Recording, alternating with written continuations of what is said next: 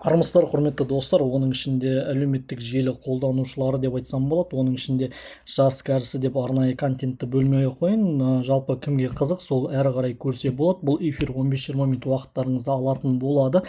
Есімім Сағындық, жалпы Қызылорда қаласында заң саласында қызмет атқарамын. Бүгінгі таңда бізде Қызылорда қаласындағы мектепке дейінгі білім беретін ошақтары, яғни жалпақ тілмен айтқанда садик деп айтсақ болады, садиктердің өкілдері бізге жүгінген болатындығын заң көмегіне. Енді өздеріңізге мәлім болғандай, әсіресе осы балабақшада жүрген азаматтар мені жақсы таниды, жақсы біледі. Енді қарап отыратын болсақ, сол кісілердің садиктердің тоқтатылу себептерін айқындау барысында, зерделеу барысында қандай жайттарға біз куә болдық. Бұл жайттар жайында Қызылорда қаласындағы кез келген құзырлы органдар, яғни аттарын аттап түстерін түстемей қойын, сол кісілердің барлығы хабардар. Дей тұрғанмен, бірақ бұл құзырлы органдардан бөлек бізде қалалық білім бөлімінің қызметкерлерін жасаған әрекеттерінен болған заң бұзушылықтарды біз облыстық білім басқармасының өкілдеріне де жеткіздік, басқарма басшысына да, басқарма басшысының замына да.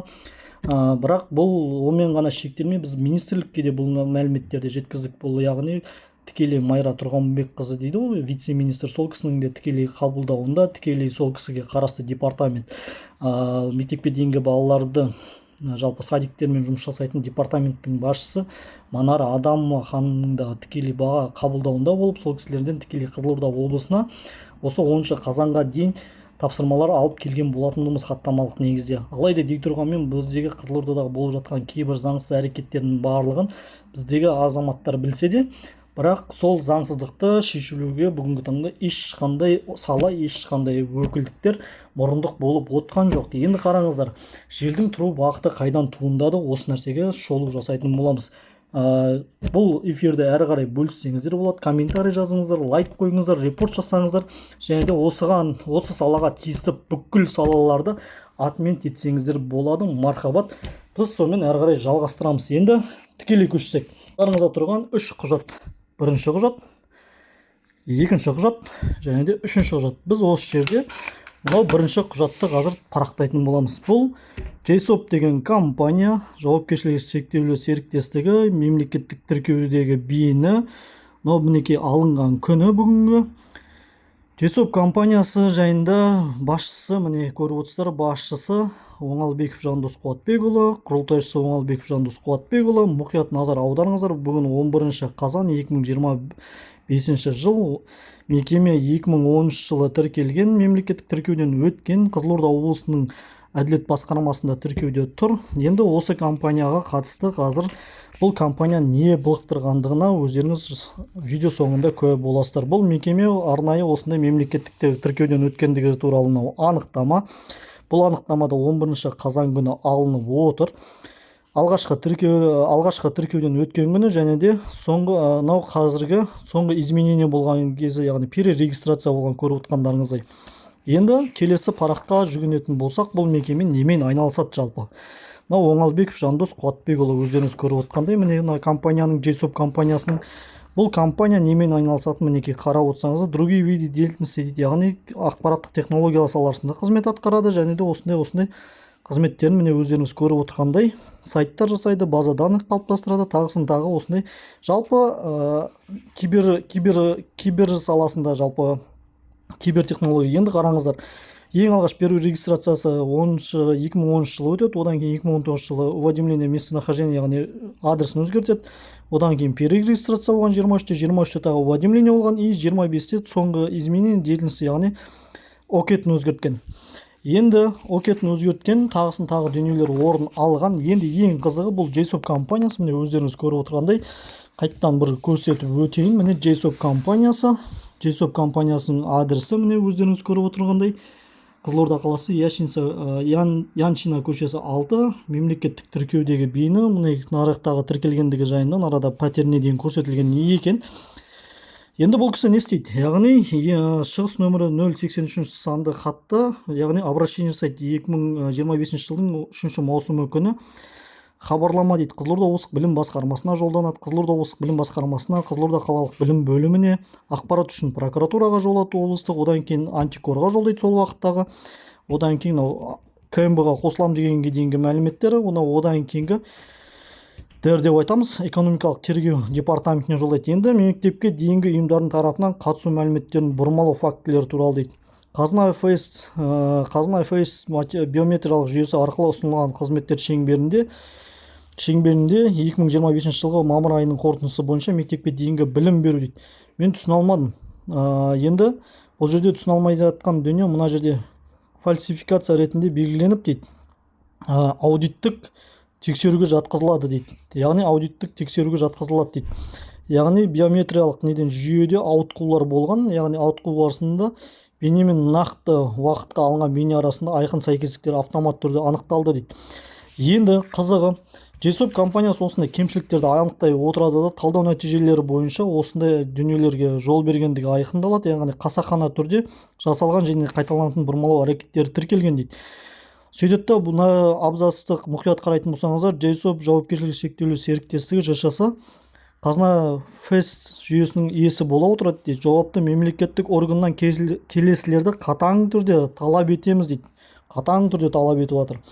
Аталған мектепке дейінгі ұйымдардың барлық төлемдерін, яғни финанс потоктарын шұғыл түрде уақытша тоқтату дейді. Төменде көрсетілген балабақшалар бойынша төлемдерді дереу уақытша тоқтату дейді. Аяғында қосымша бір парақ ұсынған, ол жағы енді пока маған жете қойған жоқ, жетіп тұр, бірақ оны шығарған жоқпын. Өйткені ол балабақшаларға қатысты қазір бөлек кейінгі эфирде тоқталатын боламын. Қолданыстағы нормативтік ережелер мен регламенттерге сәйкес жан-жақты тексеру және тергеу шараларын бастау, қайталанған бұрмалаушылық әрекеттері бойынша тиісті заңнамаларға қатысты жауапкершілік шараларды қарастыру дейді. Біз өз тарапымыздан барлық дәлелдерді ұсынуға және тергеу шараларына толық көмек көрсетуге дайынбыз дейді. Яғни бұл жерде бұл кісілердің JSOP компаниясының директоры Оңалбеков Жандос Қуатбекұлының айтуы бойынша орындаушы Әзілхан ДД дейді, телефон нөмірлері көрсетілген. Жандос мырзаның айтуы бойынша, яғни балабақшалар қосымшаға сәйкес айтпай қойған қанша балабақша екен, сол балабақшалардың бәрі ақша жеп қойған деген сияқты, ақшаны негізсіз пайдаланған, мақсатсыз пайдаланған деген сияқтыға келтіреді. Бұл хатта енді екінші хат 107-ші хат 19 маусым күні шығып жатыр, қайтадан JSOP компаниясымен шығады, Қызылорда облысының білім басқармасына жолдайды. Сосын неге екенін білмеймін, Қазалы ауданы бойынша білім бөліміне жұмсайды. Бұл жерде бұл кісілер қазына феспен дамумент, яғни облздрав, жалпы медицина саласының жүйесі арқылы интеграция жасалған, яғни кәсіпкермен JSOP компаниясы дамументпен интеграция жасалып жатыр. Ол өздерінің интерестері үшін, ол садик үшін емес, өздерінің интерестері үшін жасалып жатқан жүйесін қат қылып бұл жолдайды мына жаққа. Қайттан сол JSOP компаниясының директоры кім? Оңалбеков Жандос, орындаушы қайттан Әзілхан. Осы екі азаматтың әрекеттерінен осындай екінші хат қолымызда. Үшінші хат тағы да 111-ші хат, яғни 19 маусым 2025 жылғы Қызылорда облыстық білім басқармасына жолданады. Яғни қайттан бұл жерге де арнайы хат берді. Яғни JSOP компаниясының жалпы интеграциялау салдарынан осындай қаржылар, осындай төлемдер келтірілген залал дейді. Бұл аудиторлық қорытынды жасау арқылы талданатын дүние негізі. JSOP компаниясының аудиторлық жаңағы лицензиясы бар жоғын, оны алдағы уақытта тиісті мекемелер өздері бағасын бере жатыр, бірақ дей тұрғанмен JSOP компаниясының директоры Жандос мырза, орындаушы қайттан Әзілхан, қайттан білім басқармасына 19 күні 111-ші хатпен қайттан шығысталады. Алдындағы хаты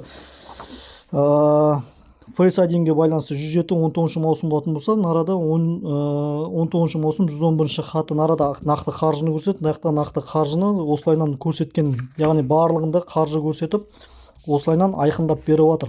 Енді одан кейін 114-ші хатында 23 маусым күні тағы да Қызылорда облыстық білім басқармасы мен Қазалы аудандық білім бөліміне жолданады. Яғни хабарламаға тәрбиешілердің жалған қатысуын есепке алуға жол берілмейтіндігі туралы дейді. Мынау бірнеше мектептерге дейінгі деген сияқты тағы да осындай хат жолдаған. Яғни бұған Оңалбеков Жандос Қуатбекұлы қайттан JSOP компаниясы Әзілханмен қайттан хат жолдап отыр. Енді қызығы, бұл жеке кәсіпкер болып табылатын болса, бірақ енді біздің мемлекеттік мекеменің өкілдері, мемлекеттік қызметкерлердің осы хаттарды негізге ала отыра, мына хаттардың барлығын негізге ала отыра. Бұл кісілерде хат жазып бастайды. Шығыс нөмірі 2070 санымен 25.07.2027 жылы Қызылорда облыстық білім бөлімі барлық мектепке дейінгі білім беру ұйымдарының басшыларына дейді, міне осындай ФС бақылау жүйесі енгізілгендігін айтады. ФС1 жобасы бойынша осы интеграциядан өткендігі жайында айтады JSOP компаниясының. JSOP деп көрсетпейді, бірақ осындай қазына фест жүйесімен осындай нәрсе біріктіргендігін айтады. Неге JSOP деп мен айтып жатырмын? Өйткені JSOP компаниясы мынау ең бірінші көрсеткен хатында бүйтіп көрсетеді. Яғни мынау FS1 жүйесі иесі бола отыра дейді, JSOP ретінде дейді. JSOP қазына фест жүйесінің иесі бола отыра жауапты мемлекеттік органдарымен келісімді қатаң түрде талап етеміз дейді. Яғни қазына фейс жүйесінің иесі менмін деп тұр JSOP компаниясы. Сонымен Документпен біріккендігі туралы жазады да бүйтіп айтады. Осы негізінде 2024 жылдың желтоқсан қаңтар айлары мен 2025 жылдың қаңтар мамыр айларында жүргізген мониторинг жұмыстары бойынша дейді. Мынау сол кездегі білім бөлімі басшысының міндетін атқарушы Бердәулетовтың беріп жатқан хаты орындаған Ақерке Мұратбаева. Бұл қызметкер әлі қызметтен, мына қызметкер бүгінгі таңда неде Бағдат Бердәулетов облыстық білім басқармасында, білім саласынан жалпы алыста емес. Сөйтіп та бұл кісі осындай хат жолдайды да барлық білім беру жүйесіндердегі садиктердің 2024-2025 жылғы ақшаларын негізсіз ұстап, негізсіз шегеріп, бүгінгі таңда қаржыларды сөйтіп әрекет жасауда. Енді ең қызығы келесі мемлекеттік қызметкер ол Жөлекешев, яғни білім бөлім басшысы бұл қаяқтың бөлім басшысы, Қазалы ауданы бойынша білім бөлім басшысы. Мінекейіңіз, бұл кісілерде де осылайынан қазына фейс жүйесімен Документ жүйесінің бірігуіне байланысты 2024 жылдың осындай жылдардың арасында сіздер осындай әрекет жасаңыздар. Мақашева деген азаматша телефон нөмірлері барлығы көрсетілген. Енді ең қызығы бұл екі мемлекеттік қызметкердің бүгінгі беріп отқан жауаптары, ол мектепке дейінгі балабақшаларға жолданған хаттары, бұл яғни садиктерге жолдаған, яғни сіздердің 2024-2025 жылғы балалардың жалпы атынып ауырып қалған, қолхат жазып берген сондай нелерінің жарамсыз деп танып, яғни ақшаларын шегерген, былайша айтқанда негізсіз шегерген. Енді ең қызығы JSOP компаниясының бұл жерде бірде-бір лицензиясы, бірде-бір несі жоқ, атнет аудиторлық лицензиясы жоқ, яғни аудиторлық қорытынды жасалмаған, аудиторлық қорытынды жүргізілмеген. Енді ол осындай кемшіліктерді анықтады ма? Анықталған кемшіліктерге байланысты енді білім бөлімдері, мысалға қалалық болсын, облыстық болсын, аудандық білім бөлімдерінің ешқайсы аудиторлық тексеріс жасатпаған. Бірақ негізсіз JSOP компаниясының жолданған бір парағына бола, ол кісілер бүгінгі таңда мемлекеттік дотацияны орындап отырған садиктердің қызметін тоқтатып, кейбір садиктердің қызметін тоқтатып, кейбір садиктердің қаржысын негізсіз ұстап қалу салдарынан кем қылып аударып беру үстінде. Енді JSOP компаниясы бұл өз алдына түсінікті жағдай, қазына фейс жүйесі орнатылған, біз ол жүйеге қатысты ешқандай уәж айтпаймын. Бірақ дей тұрғанмен жаңа биометриялық данныйларды сақтап жатыр ғой балалардың. Сол биометриялық данныйларды сақтау барысында бұл JSOP компаниясының бүгінгі таңда серверлік қауіпсіздік бойынша, яғни Қазақ Телеком компаниясында арнайы шарттары болмаса сол компаниядан алған серверлік несі жоқ, қауіпсіздік саласы қамтылмаған. Яғни бүгінгі таңда Қызылорда облысы бойынша барлық мектепке дейінгі балабақшалардың биометриялық данныйын ол кісілер негізсіз ақпаратты жинап отыр. Оған бірде-бір ата-ана келісім берген емес. Біріншіден балалардың данныйын негізсіз ұстап отыр деген сөз.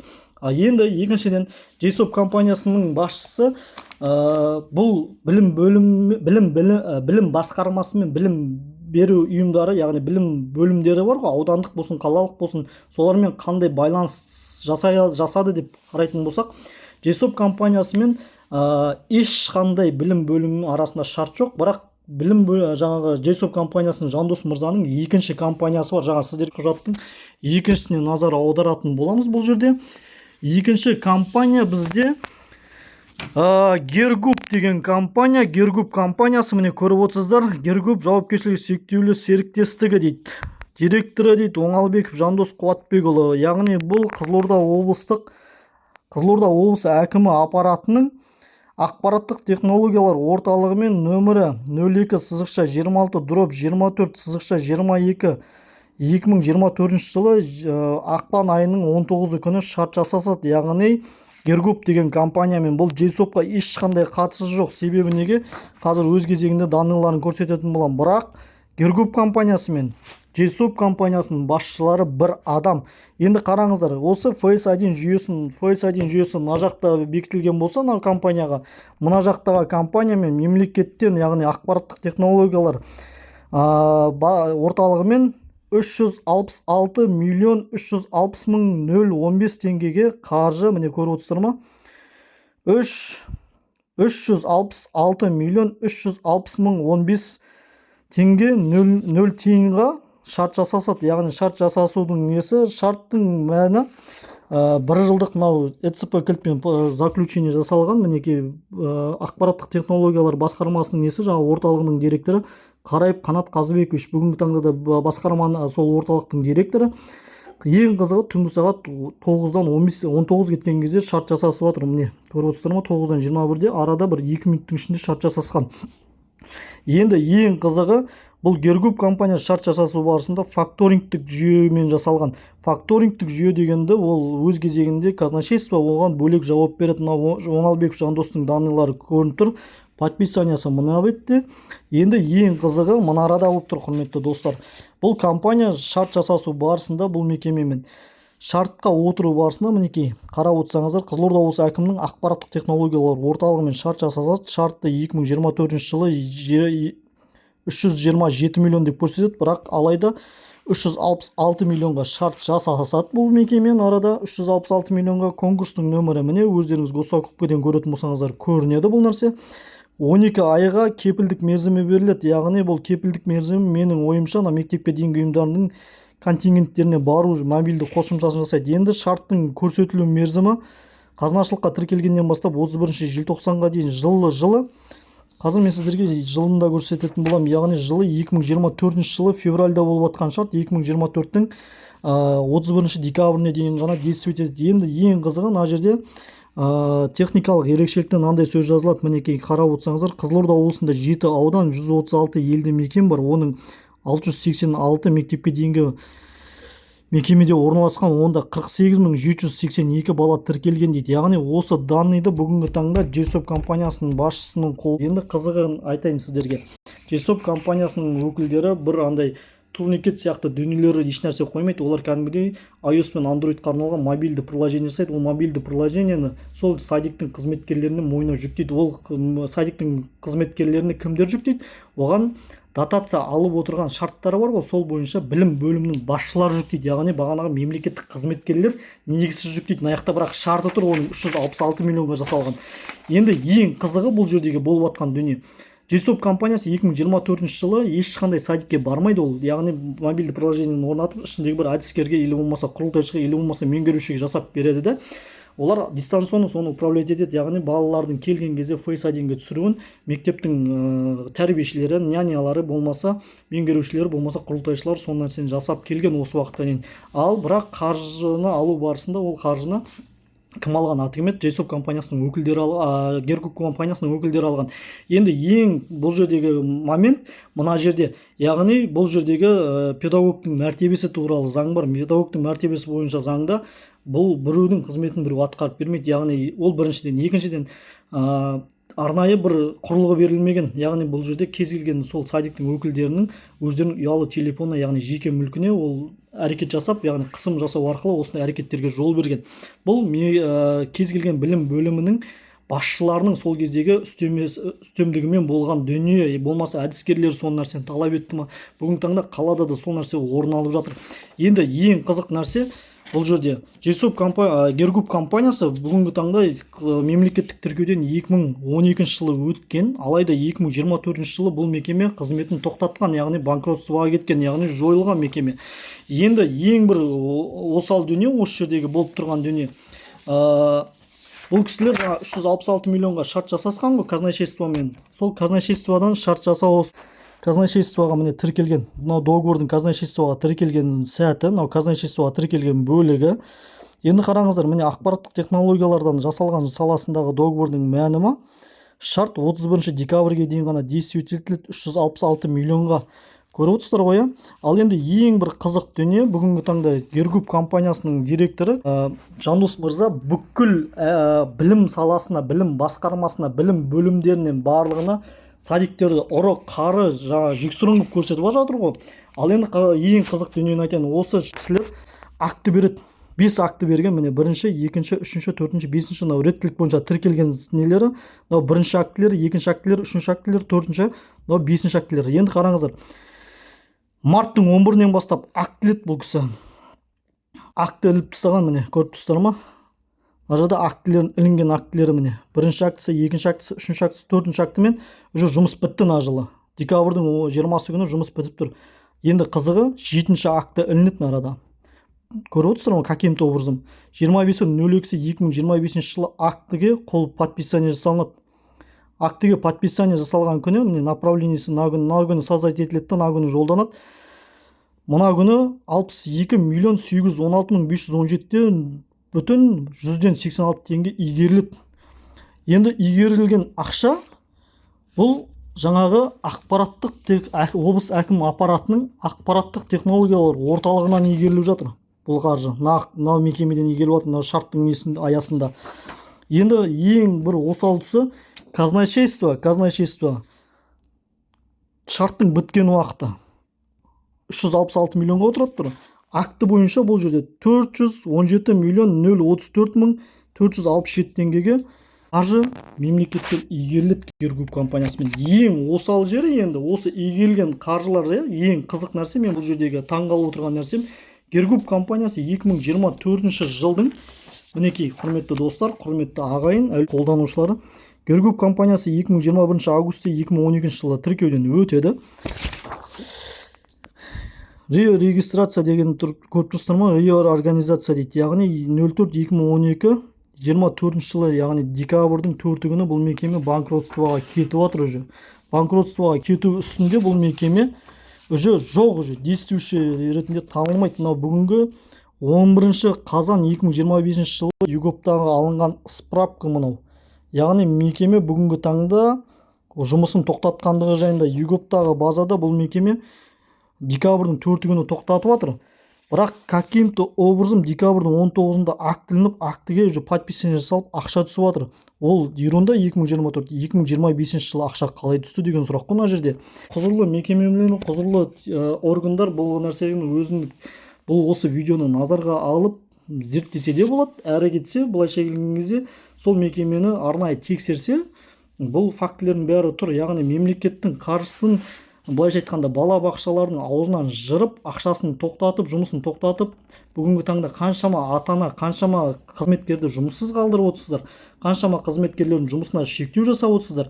Енді қараңыздар, өздеріңіз сізге келген кезде қалай сіздер мемлекеттен ақшасын қалай игеріп отырсыздар деген сұрақ қойғым келеді мен сіздерге. Бұл видеоны негізі шығарғым келмеген негізі, бірақ сіздер осы нәрсеге жеткізіңіздер, құрметті білім бөлімі қалалық және облыстық білім басқармасының өкілдері. Енді қараңыздар, осы нәрсеге әрі қарай өздеріңіз бағаларыңызды бере жатарсыздар. Енді сонымен қатар Қызылорда қалалық білім бөліміне де тоқталай кететін боламыз. Бұл видеоны бірінші часть деп қабылдаңыздар. Бұдан әрі қарай екінші, үшінші және төртінші қаулыға дейінгі 4-5 видеоны мен міндетті түрде жалғасымен осылайынан шығаратын болам. Бұл видеолардың бәрін әлеуметтік желіге арнайы салам. Себебі неге?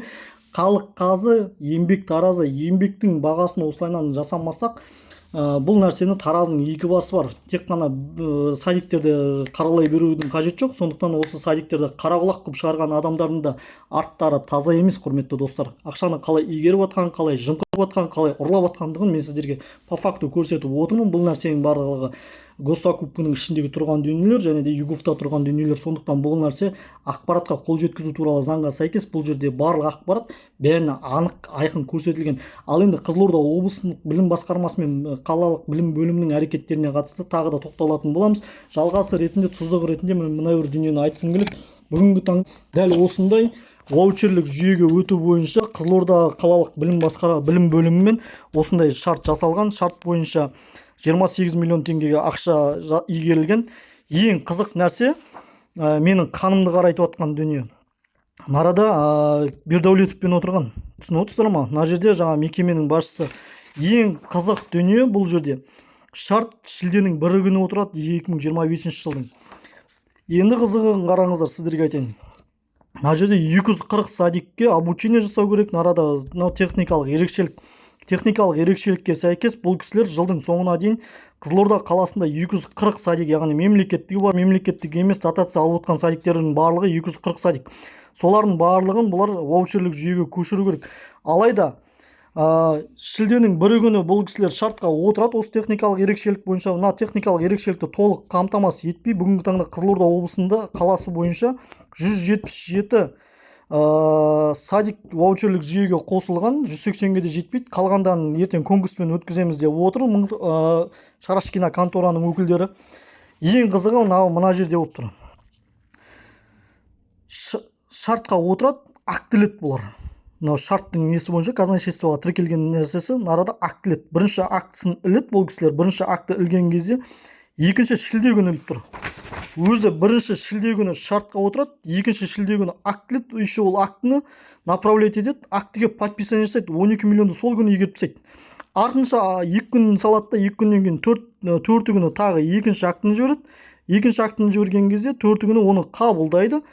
Подписание жасап, 2 күннің ішінде 28 миллион 920 мың теңгені, яғни шарт бойынша шілденің алғашқы бірінші күні шартқа отырады, екінші күні акт жібереді, араға 2 күн салып қалған шарт жібереді да, 240 садикке жетер-жетпес садиктің жұмысы орындалмастан актіліп ақшасын жіберіп тастайды. Енді қызығы қалалық білім бөлімі, сіздер осы күнге дейін действующий шарты бар, баласымен жұмыс жасап отырған, факту азаннан кешке дейін баласын бағып, қағып өсіріп отырған жаңалпы садиктердің еңбегін сіздер жоққа шығарып, какой-то бір кәсіпкердің бір парағына бола, не аудиторлық лицензиясы жоқ, не жаңағыда серверде қауіпсіздігі сақталмаған мекемемен, сіздермен ешқандай шарты жоқ мекеменің бір парағына бола, сіздер садиктердің барлығын жауып, қасақана түрде олардың жұмыстарын тоқтатып, сіздер осындай немқұрайлы қызмет баптарыңызды асыра пайдаланып, қызметтік өкілеттеріңізді теріс пайдаланып, сіздер әрекет жасап отырсыздар. Құрметті Айдана Шырынбекқызы, қалалық білім бөлімінің бухгалтері, сіз февраль айынан бастап негізсіз ұстап келген садиктеріңіз бар, білесіз ба? Ақшасын аудармай февраль марттан бастап итшелеп келген аудиттің қорытындысы деп отырсыздар ғой, Ақерке Мұратбайқызы екеуіңіз. Шарт әлі бұзылған жоқ. Шарт егер бұзылған күннен кейін барып сіздер әрекет жасасаңыздар, мен түсінем. Шарт бұзылмаған мекемемен сіздер по факту жұмыс жасаған адамдарға ақшасын сіздер бермей отырсыздар, актіні баспай. Ал енді мұнарада білім бөлімі, сіз жаңа Айдана Шырынбекқызы, сіздер қалай мұнарада актіні басып, сіздер не қылдыңыздар, ақшаны аудардыңыздар?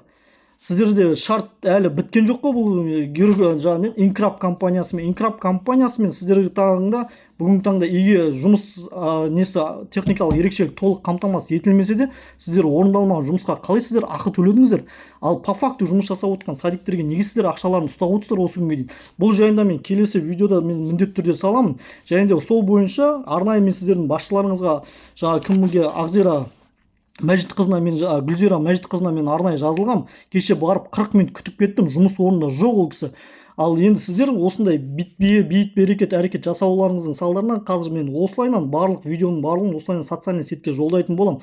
Бағасын сіздерге бағасын халық береді, мен бермеймін. Сосын кешегі соттасып жатқан жүйелердегі де сіздер жеңіліп қалдыңыздар. Біріншісі неде Хадижа бойынша жеңіліп отырсыздар. Ертең екінші сотта да дәл осылайынан сол ізділікпен сол заңсыз әрекеттеріңіз бойынша да шығады шешім. Мен содан кейін ол бойынша да бөлек тоқталам, 42-нің әрекеті бойынша. Сосын қаулы бойынша да бөлек осылайынан тоқталып, осылайынан әлеуметтік желіге салатын болам.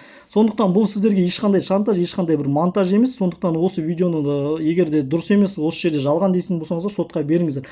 Ал енді құзырлы мекемелері, құзырлы тиісті сала өкілдері бізде Қызылорда облысында болып жатқан былықтың бәрімен білім бөлімі де хабардар, білім басқармасы да хабардар, прокуратура да хабардар, КМБ да хабардар, министрлік те хабардар, бірақ ешқандай әрекет жасалып жатқан жоқ. Уже менің бұл салаға келгеннің өзіне бір 3 ай ғана болды, бірақ 3 айға дейінгі болып кеткен дүниелердің өзінде де заң бұзушылықтар бір табан. 62 миллион теңгені игеріп отырған Гергруп компаниясының басшысы, сіз қалай шартсыз, қандай договорсыз, қалай сіз ақша игеріп отырғаныңызды менде таңым бар. Мекемеңіз 24-те жабылып кеткен, 25-те сіз қалай ақша игеріп отырсыз?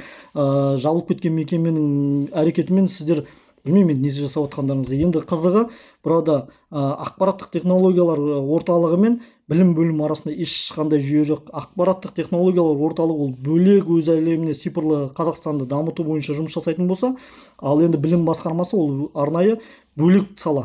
Сондықтан бұл екі қошқардың басын бір қазанға қалай біріктіріп отқан, қалай әрекет жасап отқан ол бір Құдайға аян, және соны іртіп отқан адамдарға да аян деген дүние. Ал енді оның заңдылығын, басқа да заңсыз әрекеттерін заңды ма, оны жағын сол құқықты сала өкілдері өздері бағасын бере жатар. Бірақ дей тұрғанмен осы әрекеттердің барлығын көзі қарақты көрермен деп айтсақ болады, әлеуметтік желі қолданушылар деп айтсақ болады, пікірлеріңізді жазыңыздар, ойларыңызды айтыңыздар, бөлісіңіздер, жан жаққа таратыңыздар. Тиісті сала өкілдерінің барлығын отмет етіңіздер. Қызылорданың бардығы осындай, құрметті достар. Мен садиктің бәрі идеал деп айта алмаймын. Ішіндегі